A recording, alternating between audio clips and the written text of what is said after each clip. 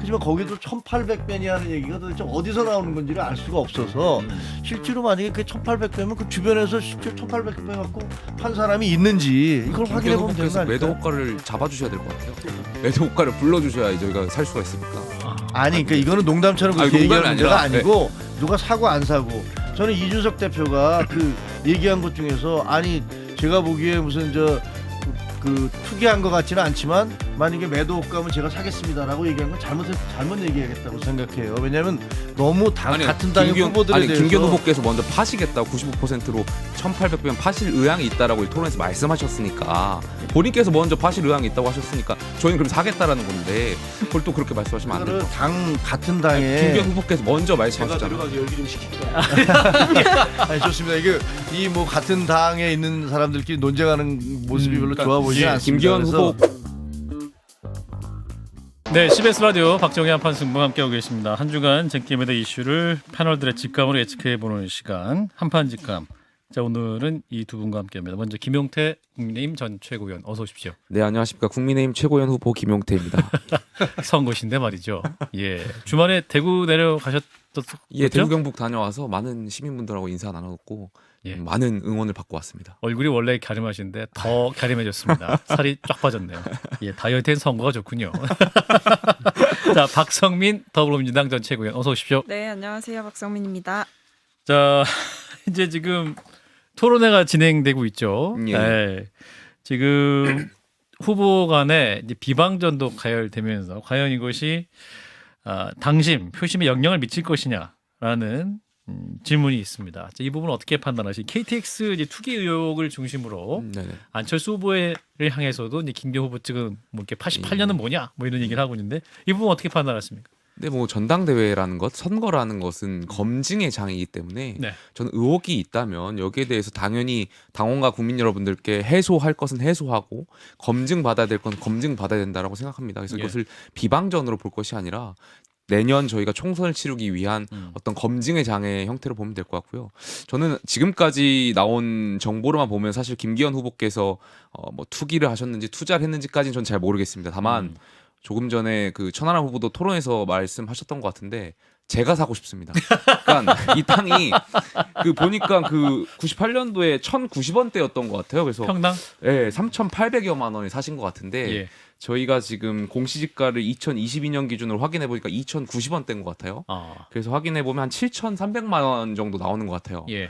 그러니까 김기현 후보께서 7,300만 원에 파신다는 건지 95% 할인가가 아니면은 언론에 나온 대로 1,800배를 늘려서 690원에 대한 95% 할인해서 파신다는 건지 뭐가 됐든 좋습니다. 지금 당내에서 이 땅 사겠다는 사람들 굉장히 막 지금 정확히 깃발 치고 얼마가 있어서 오른 거예요?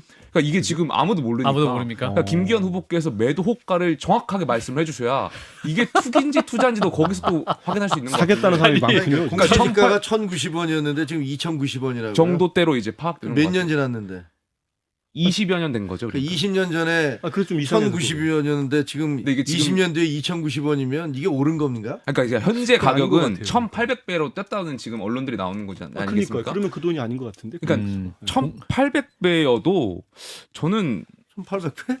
그 누구도 현재 모르고 1,800배에 있다. 대한 95% 할인가를 판매하시겠다는 건지 매도 호가가 그래서 얼마냐고 정확하게 천하람 좀- 후보가 예, 계속 예. 질문했다고 저도 하거든요. 궁금해요. 그래서 예. 지금, 지금- 말씀하신 가격이 별로 안 맞는 것 같아요. 1,800배가 안 맞는 것 같아서. 그러니까 1,800배는 예. 공시지가가 아니고 그렇겠죠. 예예. 예, 부동산 시간은 아니니까요. 자, 박성민 전 최고위원께서는 자 국민의힘 전당대회 그래도 열기가 굉장히 뜨겁기 때문에 민주당 입장에서는 또 일각에서는 굉장히 저런 토론회도 있으니까 참 좋다, 부럽다라는 평가도 있는데 어떻게 보셨어요, 박 전 이거 최고위원? 부럽지는 않고요. 아니 원래 부럽다 그래요. 부러우면 지는 거죠. 아니 근데 사실 이제 예. 뭐 제 옆에 김용태 최고도 계시지만 네. 이제 청년 후보들의 약진이 두드러질 때까지만 해도 사실 재밌었죠. 그러니까 이른바 아. 컷오프가 있을 때까지만 해도 뭐 나름 재밌었어요? 반전 드라마가 있다. 이거 재밌다라고 아. 생각을 했는데 요새 이제 다시 뭔가 뭐 색깔론도 등장을 하고 예. 뭐 신영복 선생 이야기도 나오고 뭐 안철수 의원을 향해서 뭐 지지자가 어떻다느니 이런 여러 가지 색깔론 제기되고 예. 그리고 태영호 의원이 역사 왜곡 발언하고 그리고 이제 김기현 의원의 땅 투기 의혹까지 제기가 되면서 이게 사실은 꿀잼 전당대회에서 노잼 전당대회가 되고 있는 거 아닌가라는 그래서 더 생각은 재밌는 거 아닙니까? 들고요.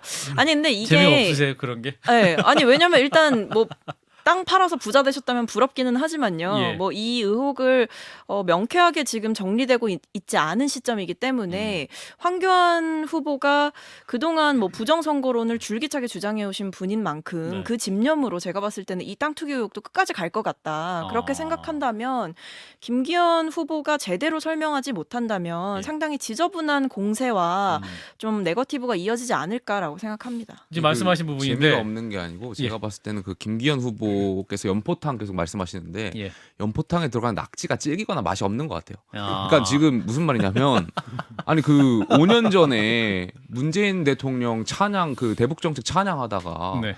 그때 당시에 이제 필요 없어지니까 비판하고 다시 우리 당으로 와가지고 윤핵관 호소인 하는 그런 민영삼 후보 같은 경우는 연대와 연포탕에 의해서 다 통합의 아이콘인데 예.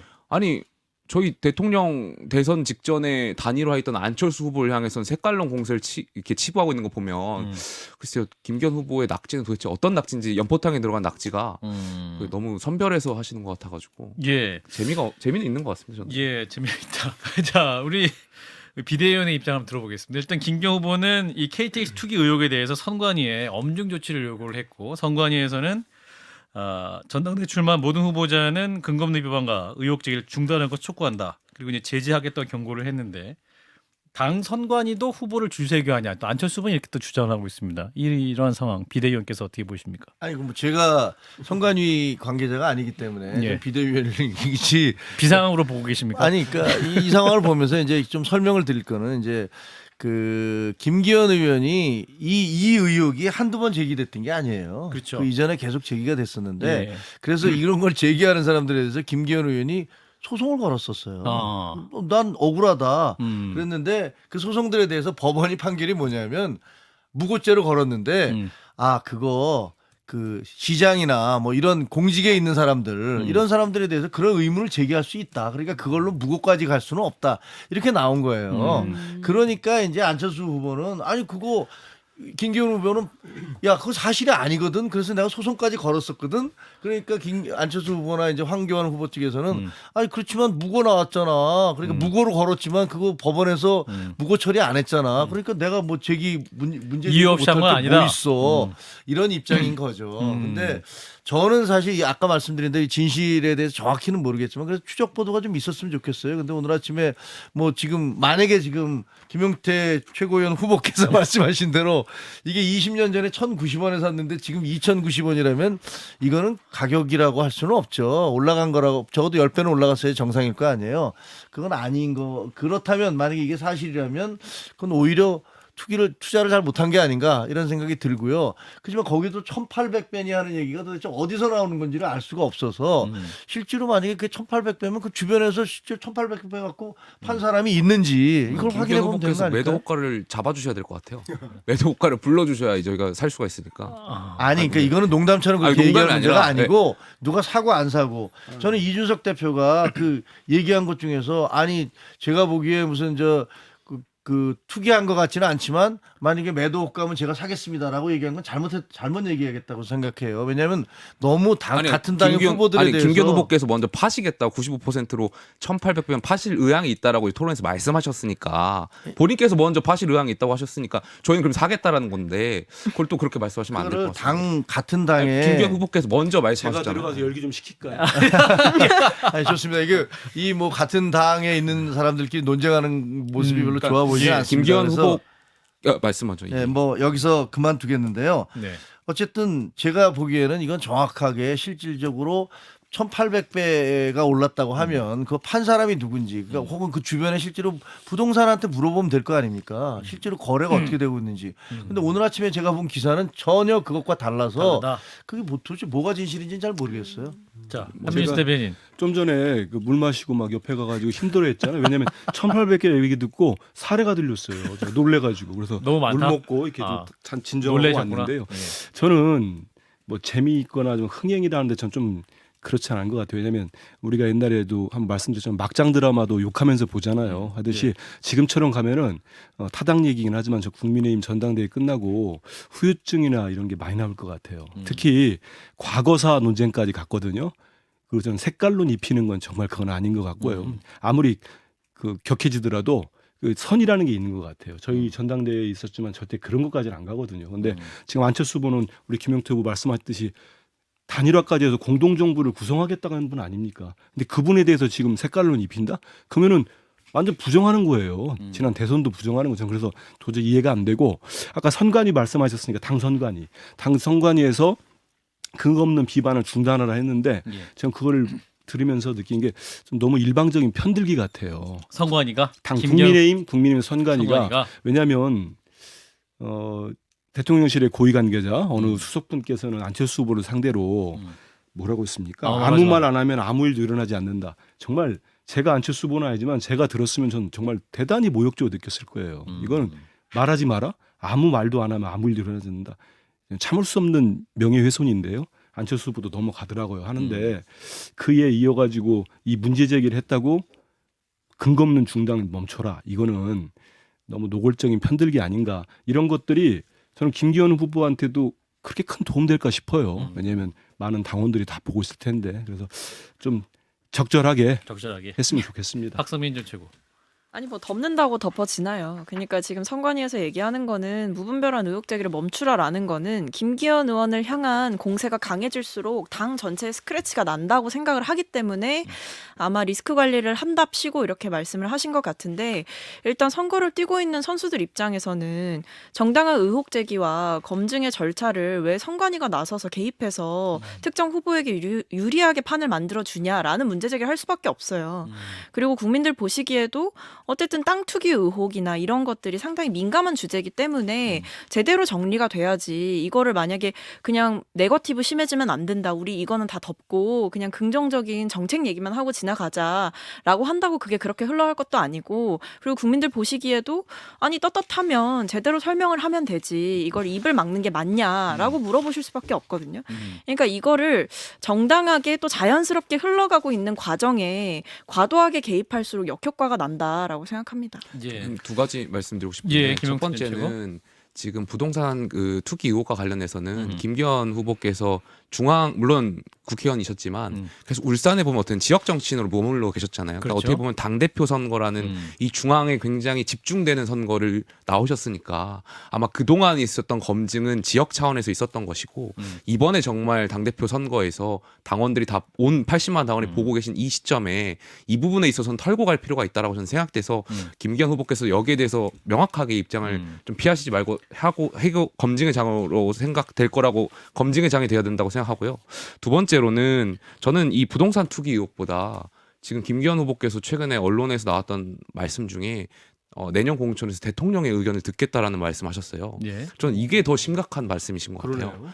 아니 박근혜 대통령께서 공천 개입 의혹으로 유죄 판결을 받으셨는데 아니 왜 대통령의 의견을 듣겠다고 하시는지 저는 잘 모르겠어요. 그러니까 내년 공천은 의견은 들을 수 있는 거 아니냐? 그러니까 의견을 들어서 어떻게 하시겠다는 건지 잘 모르겠는데 대통령께서 반대하시는 공천 안 하실 건지 그러니까 명확하게 경선을 하면 되는 거거든요. 그 지역의 국민과 당원이 내 지역의 후보를 선출하는 그 상향식 공천을 하면 누구의 의견을 들 필요가 없는 거거든요. 당원과 국민이 뽑은 그 상향식 공천에 대해서 김기현 후보 어떻게 생각하시는지 입장을 밝히셔야 된다고 생각하고요.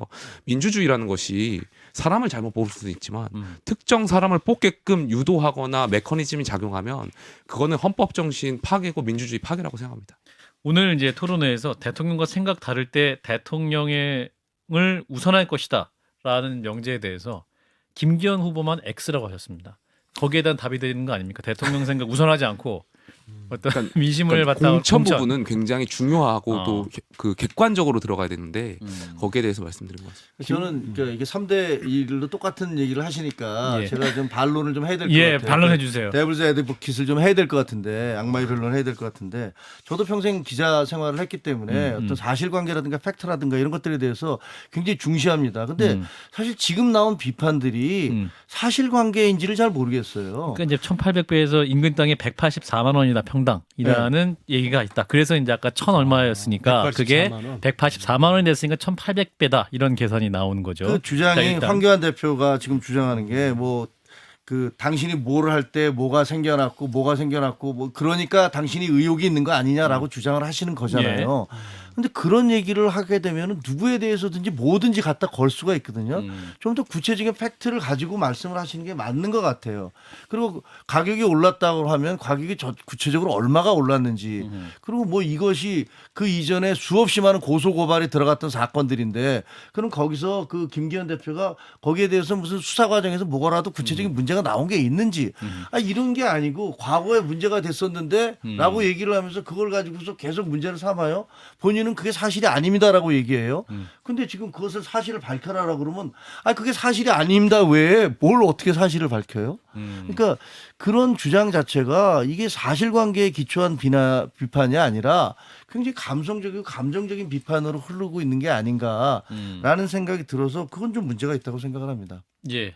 반론 한 40초 할 수 있는데 김용태 전 최고 하실까요? 저는 그러니까 아까 조금 전에도 말씀드렸듯이 김기현 후보께서 만약에 당대표가 된다고 하더라도 이번 기회에 이걸 저는 명확하게 국민들 앞에서 해명하고 넘어가신다면 차기 총선에서 더 이상 문제될 거 없다라고 생각하기 때문에 검증의 장이 돼야 된다라는 입장에는 변함이 없습니다. 이렇게 되면 민주당에서는 다음 총선에서 이 문제를 또 만약에 김기현 후보가 당대표가 돼 문제를 더 제기할 수 있겠죠? 박성민 근데 일단은 짧게 그쪽 당에서 명확히 해명을 하는 게 우선이죠.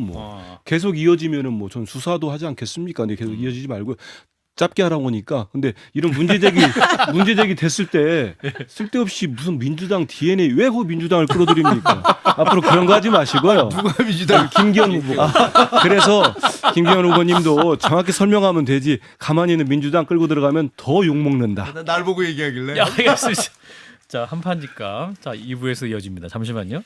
국민의힘 당대표 후보자 토론회가 끝났습니다. 그래서 우리의 청취자 여러분께서 유튜브 생방송 접속으로 한 1,000명 더 들어오신 것 같은데. 자, 얘기 계속 해보죠. 지금 이제 국민의힘 전당대회 레이스 색깔론 나와서 이거 과연 이게 제대로 가는 방향이냐, 과거로 국민의힘이 돌아가는 것이 아니냐. 이를테면 안철수 후보에 대해서는 공산주의자 신용복을 존경하는 사람이다라고 공격을 하는 데 이어서 대통령실 고위 관계자 등이 민주당이나 종북 좌파 같은 반윤 세력이 안 의원을 띄우고 있다는 보도가 있다는 게 있고, 그 태용호 의원 같은 경우는 이제 제주 4.3이 김일성의 명백한 지시에서 촉발됐다라는 어떤 그런 얘기가 나오면서 이 색깔론이 지금 당대표 레이스에 또 중요한 또 쟁점이 되고 있다라는 부분, 이 부분 어떻게 보고 판단하시는지 누구부터 말씀 주실까요? 민주당이 네. 얘기해 주실까요? 자, 박성민 전 최고부터. 네. 아니 뭐 다 타임머신을 타고 과거에서 오신 건지 지금 2023년에 모든 게 다 앞으로 가고 있는데 정치만 뒤로 간다라는 생각을 지울 수가 없습니다. 예. 사실 색깔론 이런 거는 이제 좀 안 할 때가 되지 않았나 싶고요.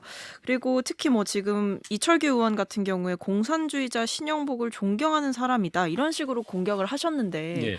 그럼 지금 신영복 선생님의 글씨체가 쓰인 뭐 현판이라든지 아니면 특정 소주라든지 뭐 이런 것들까지 뭐 다 불매운동 하실 건가 싶고요. 뭐 현판은 그럼 다 교체해야 되냐 싶고요. 뭐 예. 이제 시중에 나와 있는 책들은 그럼 뭐 다 회수해야 되냐 지금 그런 말씀을 하고 싶은 거냐라고 여쭤보고 싶어요. 예. 진짜 소주 불매운동이라도 하시겠다는 거냐? 라는 생각이 들고, 그리고 이것뿐만 아니라 지금 안 의원을 향해서 뭐 종북 좌파 같은 반윤 세력이 띄우고 있다. 뭐 민주당 얘기도 이제 끼워서 하시고 이랬다고 하는데 네. 대통령실 고위 관계자나 뭐 이런 분들이. 근데 이게 보면 항상 선거에서 분리할 때 역선택 이런 얘기 하시는 분들 있거든요. 상대당 지지자들이 네.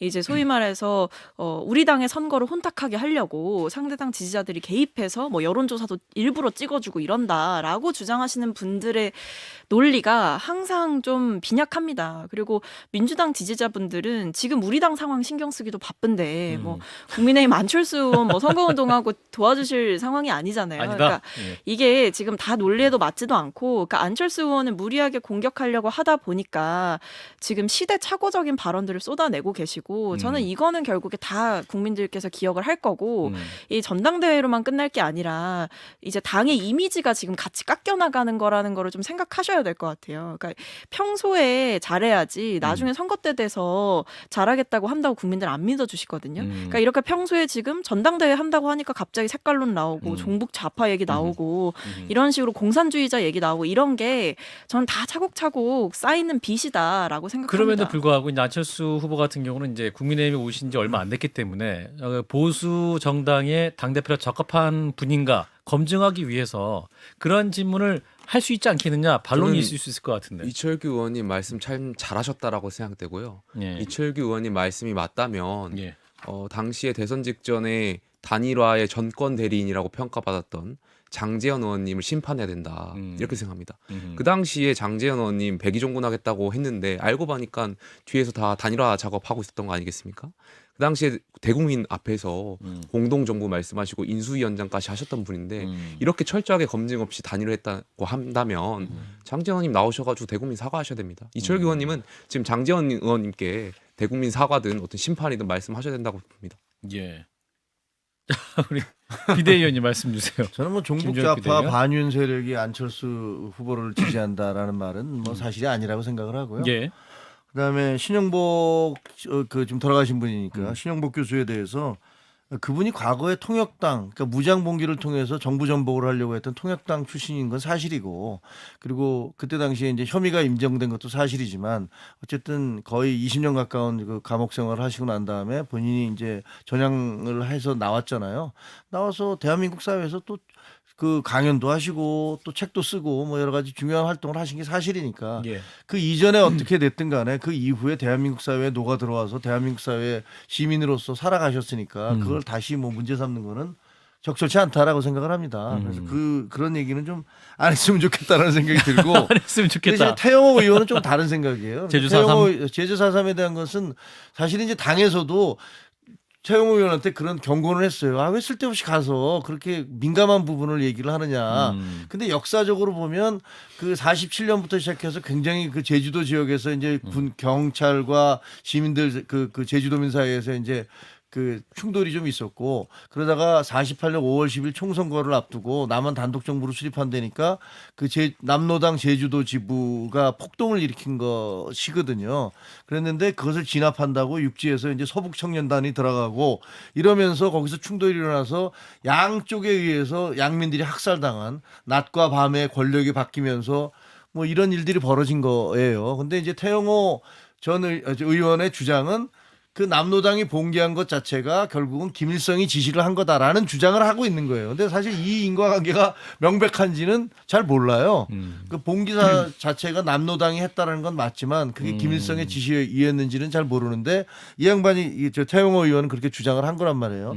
나중에 이제 시간이 지나면 태영호 의원한테 도대체 당신은 무슨 근거로 그런 주장을 한 거냐? 당신이 뭐 고위직에 있으면서 무슨 뭘 보기라도 한 거냐?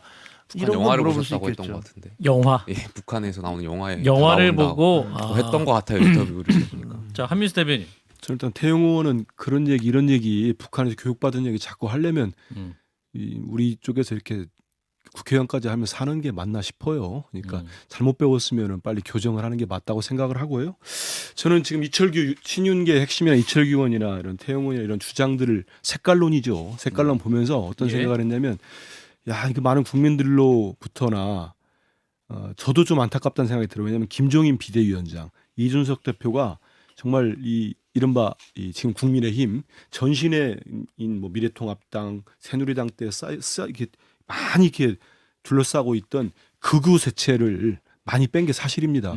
그런 분들이 오셔가지고. 예. 근데 이게 이런 말이 터질수록 아까도 우리 여러분이 얘기하셨지만은 옛날로 돌아가는 거예요. 그 색깔을 다 뺐는데 색깔론 입혀가지고 색깔이 또 들어가고 있어요. 빨간색이. 이렇게 돼버리면은 좀 지금까지 한 노력들이 무의로 갈 수 있다는 생각이 들고요. 하나만 첨언하자면 저는 안철수 후보가 대응하는 모습 보고 솔직히 조금 실망했어요. 왜냐하면 더 강하게 했어야 됐다. 이제 색깔론 공격했을 때 본인 저는 뭐 정확한 워딩은 기억 안 납니다만 아마 그 신영복 선생 조문 가가지고 했으니까 조문장에서 뭐 어떻게 좋은 말 할 수밖에 않지 않냐는 취지로 얘기했거든요. 예. 전 그때 무슨 생각이 들었냐면은 우리 노무현 전 대통령께서 대선 경선 때 그 권양숙 여사의 아버님 장인 좌익운동 경력 나왔을 때 일가를 했습니다. 그러면 나보러 부인을 버리라는 거냐 하면서 정면 돌파를 했어요. 우리 국민들 박수 쳤거든요.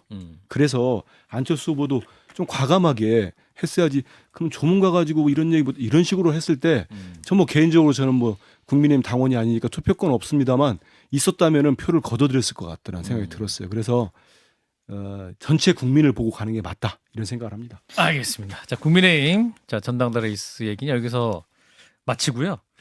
자, 민주당 얘기해 보겠습니다. 이재명 더불어민주당 대표 자 다음 주 27일이죠. 체포동의안이 국회에서 이제 표결이 되는데 자 과연 부결될 것이냐.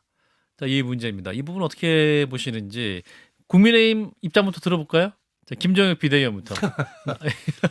아니 어려운 문제입니까? 아니 뭐 어렵겠습니까? 뭐 실질적으로 지금 돌아가는 거 보면 예. 그냥 부결되는 건 거의 기정사실로 가는 것 같아요. 그래서 기정사실입니까? 표단속도 열심히 하시면서 이재명 대표가 그 초선 의원들한테 선배님들이라는 표현까지 써가면서 계속 그 허리를 조아리고 있으니까 아마 뭐 그냥 그대로 부결되지 않을까 이런 생각이 듭니다. 그런데 몰라 지금 여론조사 결과를 뭐 얘기하는 건 안 되겠지만 전체적으로 굉장히 분위기가 안 좋은 건 사실이에요. 민주당에 이재명 대해서 대표에 대해서 예, 이재명 대표뿐만 아니라 그것을 감싸고 도는 민주당에 대해서도 굉장히 분위기가 안 좋고 이혜영 전 원내대표가 전 최고위원 같은 경우에 도대체 우리가 이재명 대표가 없으면은 못 가는 김혜영? 정당이냐 예. 김혜영 예. 참 이렇게 말씀도 하시고 또 박지원 전 비대위원장. 비대위원도 이거는 안 된다라고 이렇게 말씀을 하시고 있잖아요. 현역 의원으로서도 이상민 의원이라든가 조응천 의원도 반대를 하고 있고 그러다 보니까 그런 목소리들이 국민들에게 알려지면서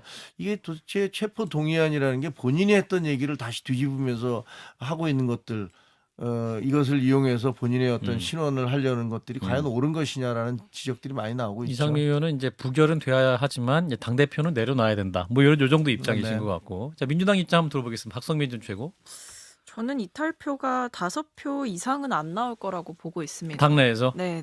왜냐하면 이게 실제로 이제 여의도를 제가 최근에 갔었는데 이제 여러 취재분이. 네, 당내 분들을 만나서 좀 취재를 했어요. 네. 근데 일단 이재명 대표에 대한 호불호는 차치하더라도 지금 검찰의 수사가 무리하다라는 공감대가 확실하게 있고요.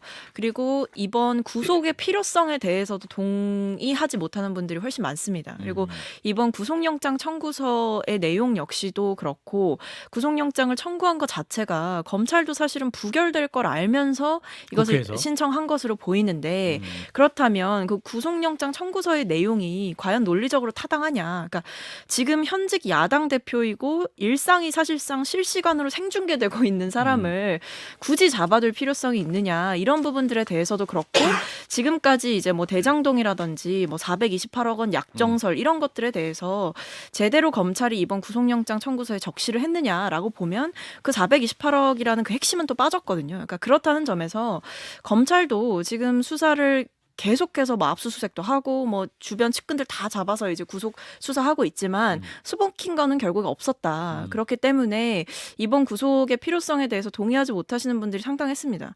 그러니까 이거는 당에 대한 위기감이나 고민과는 조금 별개의 사안으로 바라보고 있는 분들이 많아서 예.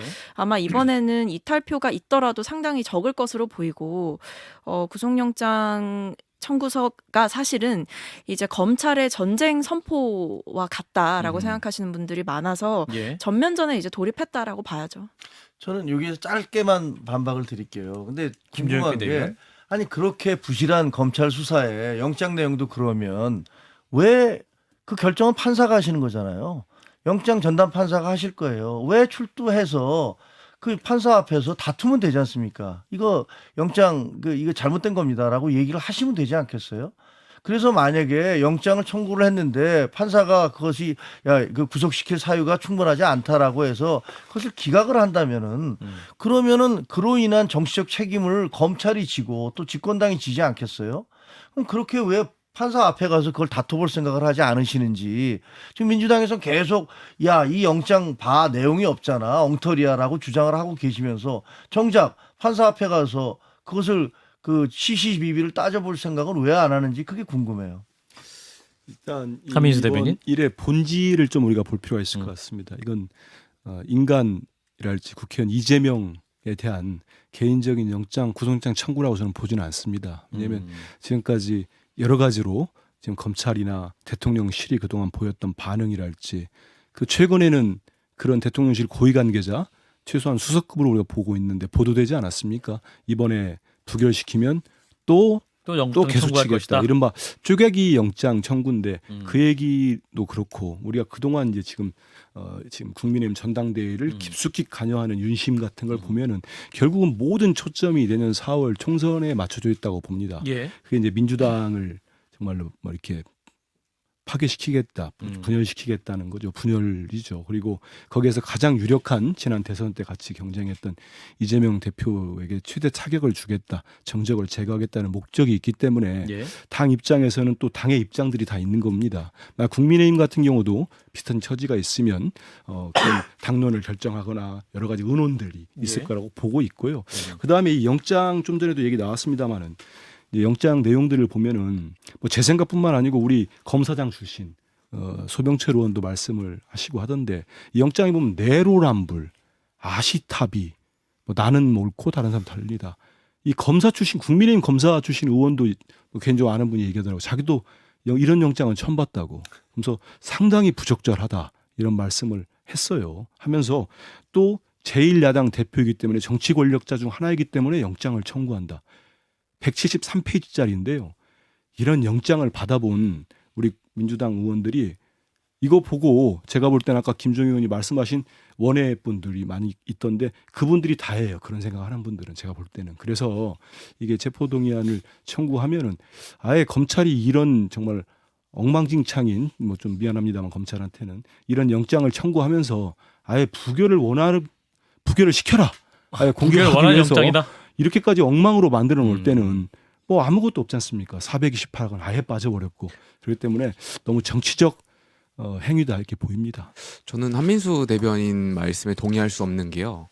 그러니까 이 이재명 당대표에 대한 것이 하루아침에 나온 것이 아니잖아요. 예.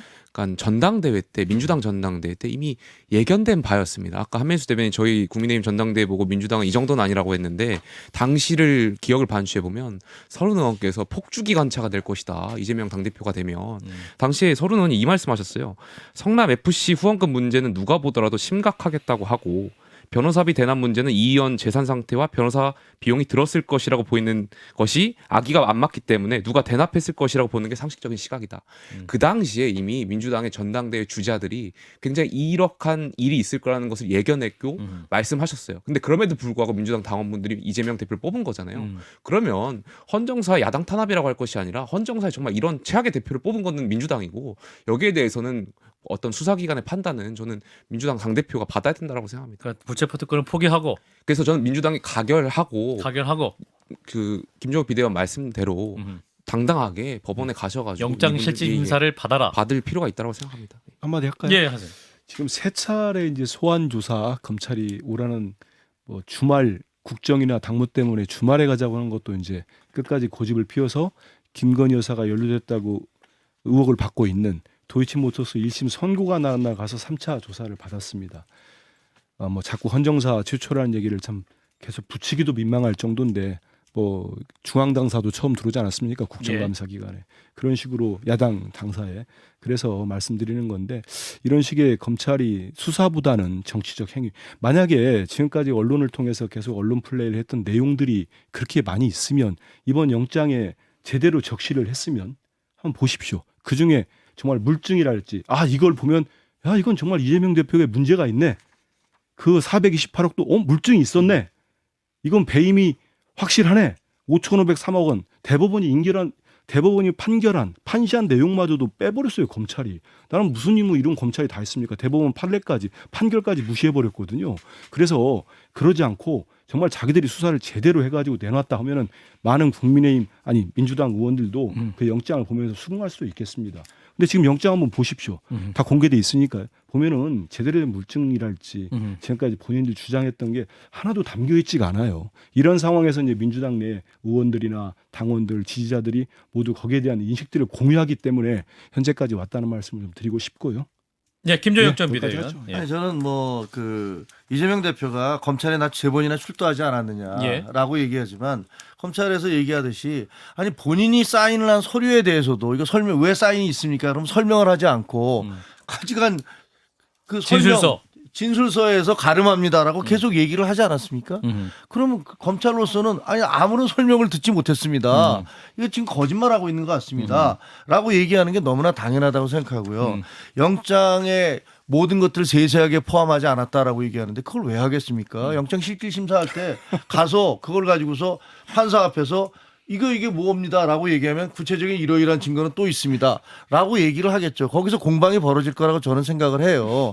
그래서 지금 영장 내용에 대해서 각자 그걸 다른 입장으로 얘기를 하고 있는 거 아닙니까? 예. 그런데 본인이 피의자가 영장 자체가 이거는 그 신빙성이 없다라고 얘기하는 걸 누가 받아들일 수 있겠습니까? 그렇게 신빙성이 없다고 생각하면 판사님 앞에 가서 이렇게 신빙성이 없습니다라고 얘기를 하면 되는 거예요. 근데 그게 아니고 영장 자체가 신빙성이 없으니까 나는 체포 당할 수가 없어. 그러니까 국회가 나를 보호해줘. 이렇게 얘기하면 그래 이것이 단정적으로 논리적으로 말씀하시면 말이 안 되죠. 되겠습니까? 그렇게 대표는 얘기한 적 없고요. 한번 보시죠. 거기 이 대표가 아니고 이 대표뿐만 아니고 많은 민주당이나 의원들과 당직자들이 모두 그 영장 내용을 보고 수긍이 안 간다는 말씀을 드리고 진술서 가름했으면 예를 들어 검찰이 입증을 하면 됩니다. 근데 그런 입증 하나도 못하니까 지금 영장에 지금 말씀드린 대로 내로남불을 영장에 써오는 사람이 어디 있습니까? 아시타비를 쏘고 그다음에 인허가 장사를 했다고 하고 일일이 다 반박할 수 있는 내용들인데요. 지금 우리 김 의원께서도 마치 대표가 나를 보호해줘 이런 표현 한 적 들어보셨어요? 그러니까 단정적으로 말씀하시면 안 되죠. 아니 가셔서 판사님 아니 그럼 앞에서 김건희 여사 제발 한번 조사받으라고 아니, 좀 얘기 그러니까 좀 하십시오. 지금 우리한테만 하지 마시고 지금 이 논쟁을 가지고 하고 있는 거 지금, 아닙니까? 아니, 그러니까 너무 얼토당치 않게 가셔서 말씀하시잖아요. 지금 조사받으라고 영장이- 얘기를 하세요. 한 아니, 그러니까 번이라도. 알겠습니다. 영장이 발부됐으니까 거기에 한번 대해서 받으시고, 가서 하시면 될 소환도 거 받으시고, 아닙니까?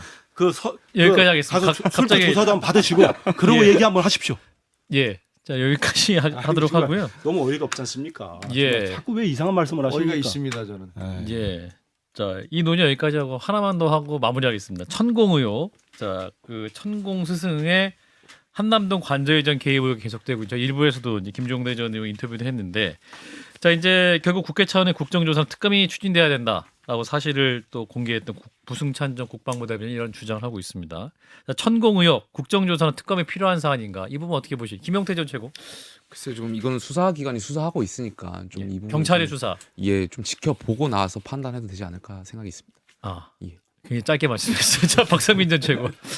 그러니까 이게 근데 사실 천공 의혹 이런 게 뭐 이 천공뿐만 아니라 계속해서 뭐 제기되는 뭐 무속인 논란 이런 게 상당히 좀 보기가 불편해요. 그러니까 이거야말로 좀 국격을 떨어뜨리는 일이다라고 생각을 하고 대통령도 본인의 이제 위신이 달려 있는 일이고 사실은 이제 뭐 그 대선 때부터 뭐 무속 논란이 계속해서 있지 않았습니까? 근데 이번에는 사실상 뭐 어디 유튜브에서 이렇게 가짜 뉴스식으로 제기한 아닌 말고식의 그런 뭐 이른바 지라시 이런 게 아니라 예.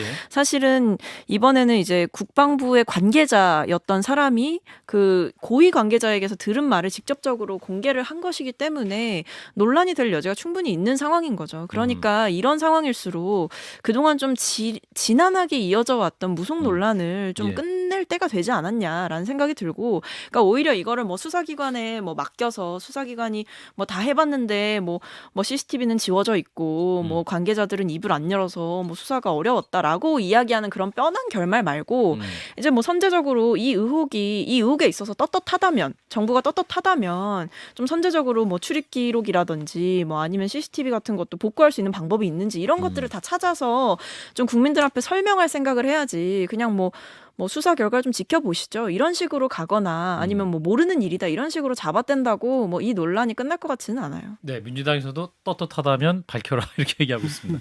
자, 김정혁 저는 비대위 이 본말이 전되던 것 같아요. 본말이 전도됐다. 예를 들면 지난번에 청담동 사건이 터졌을 때 뭐라고 술집 했습니까? 의혹. 예, 예. 청담동 술집 의혹. 대통령이 거기서 뭐 노래를 부르면서 술을 마셨다. 그러면 아니다라고 했더니 뭐라고 그러냐면요. 그러면 대통령 그날 밤에 있었던 일정 다 공개를 해. 아니 그걸 왜 대통령 일정을 공개합니까? 그렇게 의문을 제기한 사람들이 거기에 대해서 증거를 내야 되는 거 아닙니까? 이번 사건에 대해서도 마찬가지인데 저는 깜짝 놀란 게 무슨 특별한 증거가 있는 줄 알았어요. 그랬더니 그냥 들었다. 사관한테 들었다. 그럼 그걸 확인하는 어떤 절차를 해봤느냐? 아무것도 없었다. 그러면 그렇게 엄청난 얘기를 하면서 누구한테 하나 들었다는 것을 가지고서 거기를 책에다 쓰고 그걸 주장을 해서 전직 국회의원이 그걸 공개적으로 막 발언을 해요. 그러면 거기에 대해서 야 도대체 네가 그렇게 얘기했으니까 거기에 대해서 입증해봐라고 얘기하는 게 당연한 거지. 내가 이렇게 주장한 다음에 네가 그것을 하지 않았다는 것을 네가 입증해라고 얘기하는 게 저는 기자로서도 이해가 안 되고 그거는 일반 상식으로도 말이 안 되는 거예요. 그렇게 주장하신 사람이 그 주장한 거에 대해서 입증을 해야 되는 겁니다. 그리고 지금 경찰 수사가 이루어지고 있어요. 그럼 경찰 수사가 고소를 했으니까 경찰 수사 결과가 나와야 되는데 경찰 수사를 하고 있는데 특검 그다음에 지난번에 국정조사. 이태원 그 참사. 참사에 대해서도 뭐 국정조사니 뭐니 무조건 뭐만 터지면 무조건 특검을 해야 된다라고 주장을 해요. 그럼 도대체 대한민국의 경찰은 왜 있고 검찰은 왜 있고 조직은 왜 있습니까? 그건 제가 보기엔 모든 것을 정치화하는 행동이어서 그건 옳지 않다고 생각합니다. 한민수 대변인. 근데 이번 천공에 이제 대통령실 관저를 뭐 선정하는 데 개입됐다는 의혹은 그 상당히 그 말씀하신 뭐 제보자라고 할까요? 일단 말씀하신 분의 신뢰도가 익명으로 가려진 게 아니고 이제 그 책을 쓴 분은 부승찬 전 본인이 국방부 뭐 다 대변인? 밝혔잖아요. 예. 국방부 대변이니까 그만큼 자신 있다는 거고 이 공관장에게 들었다는 우리 뭐 군대 다 내용 알지만 공관장에게 들었다는 분이 다른 분도 아니고 그 육군 참모총장입니다. 남영신 전 육군 참모총장이기 때문에 네. 제가 이런 내용을 제보받거나 이런 분들이 이런 얘기를 했다고 하면 저는 당연히 기사 씁니다. 비록 지금처럼 우리 기자들이 한국일보나 한두 군데가 지금 고발까지 대통령이 당했는데 네. 저는 고발 당하더라도 제가 기자 출신이기 때문에 저는 썼을 거예요. 이 정도 신뢰성이 있으면. 그래서 상당히 신뢰성이 높고 그다음 아까 좀 전에 김종대 전 의원 뭐 저 잘 아는 분인데 되게 그 서술하게 일하는 사람이 아니거든요. 근데 CCTV 31분밖에 없다는 이런 얘기 30일이면 삭제한다. 삭제된다는 거 사실 저는 선뜻 믿기지는 않습니다. 그래서 경찰이 이번에는 이런 문제는 예. 우리 박성민 최고도 얘기했지만 제대로 선을 끊으려면은 모두가 인정할 만한 수사 결과를 내놔야 된다고 생각합니다. 10초. 예. 아니 청담동에 대해서 똑같이 얘기했어요. 믿을 만한 소스라고 얘기하면서 발표를 했습니다. 그다음에 어떻게 됐습니까? 그리고 이유 대사가 한 얘기를 하지도 않은 얘기를 대변인이 발표를 했어요. 어떻게 믿습니까? 저는 믿을 수 없습니다. 여기까지 하겠습니다. 자, 한판 직감. 자, 오늘 함께 해주신 분요. 예, 선거로 많이 바쁜 김용태 국민의힘 전 최고위원, 또 선거를 재밌게 바라보고 있는 박성민 더불어민주당 전 최고위원 두 분 고맙습니다. 감사합니다. 구독. 알림 설정.